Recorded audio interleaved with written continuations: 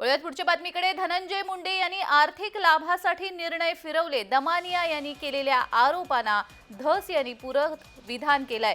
शेतकऱ्यांची मागणी नसताना मुंडेंकडून निर्णय घेण्यात आलेले आहे असं म्हणत धस यांनी कृषी घोटाळ्यावरून मुंडेंना घेरलंय.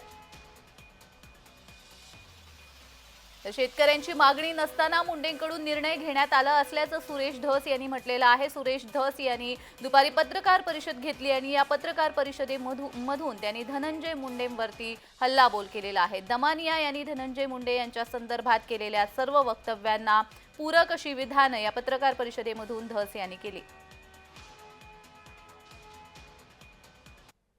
शेतकऱ्यांच्या क्षेत्रीय कर्मचाऱ्यांची कसलीही मागणी नसतात. शेतकऱ्यांची मागणी नाही, क्षेत्रीय अधिकाऱ्यांची मागणी नाही, कोणाचीही मागणी नाही नसताना वर उल्लेख केलेल्या ह्या बाबी